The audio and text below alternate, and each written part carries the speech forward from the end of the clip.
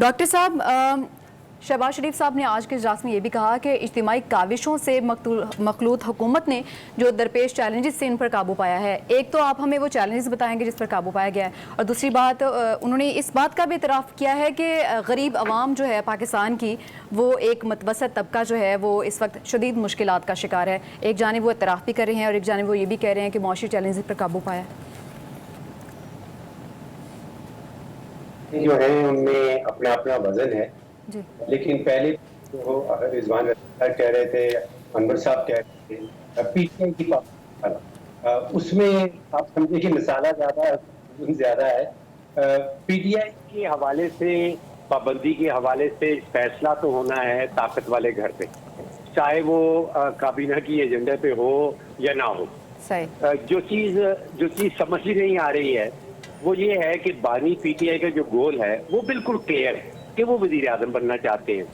अब वो वजीर आजम का गोल जो रखा है उन्होंने और वो जो बनना चाहते हैं, उसके लिए जो हिकमत अमली अपना रखी है कि पहले इस्टेब्लिशमेंट को बुरा भला कहें और फिर इस्टेब्लिशमेंट से ये उम्मीदें बांध लें कि उन्हीं से हमने मुज़ाकरात कर रहे हैं और वही मुझे वजीर आजम बनाएंगी।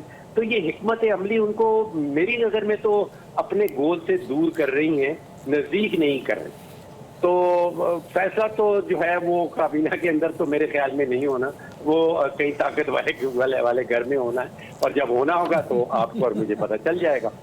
अच्छा, अब वीज़ा वाला मामला देखिए, दुनिया वर्ल्ड बैंक का और यूएनडीपी का एक फॉर्मूला बना हुआ है कि अगर आपने मुल्क में बैरूनी सरमायाकारी को इनकरेज करना है तो उसका क्या तरीका है। उसमें डिस्प्यूट रेजोल्यूशन है कि आपकी अदालतें जो हैं क्या वो मुआहदों के ऊपर अमल दरामद करवा सकती हैं। आपके यहाँ बिजली का क्या रेट है, आपको आपके यहाँ अगर एक कंपनी रजिस्टर करवानी हो तो उसको कितने दिन लग जाते हैं। आपके यहाँ जो टैक्स का मामला है वो कितना बोझ डालता है टैक्स पेयर्स के ऊपर। उसमें कहीं ये वीज़ों वाली जो शर्त है ये मैंने नहीं देखी है। तो शायद कोई नई चीज़ हमें याद कर रहे हैं कि अगर वीज़े खुल जाएंगे तो पाकिस्तान में शहद और दूध की नहरें बहने लगेंगी। ऐसा पहले तो तारीख में हुआ नहीं।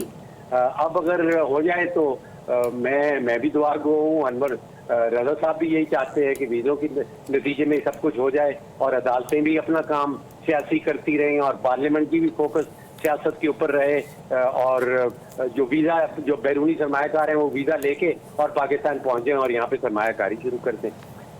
देखिए, जो चैलेंजेस की आप बात कर रहे हैं, हुकूमत के नज़दीक सबसे बड़ा फुकदान जो है वो डॉलर्स का फुकदान, कि हम एक्सपोर्ट बहुत सारी कर देते हैं, एक्सपोर्ट इतनी होती नहीं, इंपोर्ट बेतहाशा हो जाती है और फिर वो जो खसारा है तिजारत का वो रह जाता है, वो हुकूमत के पास डॉलर शॉर्टेज हो जाते हैं और फिर हम मजबूरन IMF के पास जाते हैं। ये बहुत बड़ा चैलेंज है।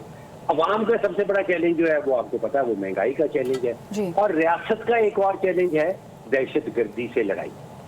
अब मुझे बताएं कि जो 3 रियासती पिलर्स हैं, सतून हैं, जिनका ये काम है कि डॉलर्स का फुकदान को किस तरह दूर करना है, दहशत गर्दों के साथ किस तरह लड़ना है, अवाम के लिए जो महंगाई का बोझ उसको किस तरह दूर करना है, वो 3 सतून कहलाते हैं रियासत के, जिसमें अदलिया है, पार्लियामान है और इंतजामिया है।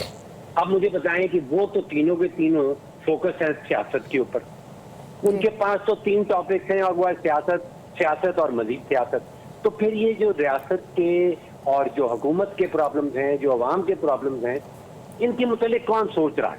बात तो बहुत हो रही है, नारा लगाया जाता है, कहा बहुत कुछ जाता है, लेकिन मेरा ख्याल है कि वो प्रॉब्लम्स के ऊपर कोई भी संजीदगी से गौर व फिक्र नहीं कर रहा।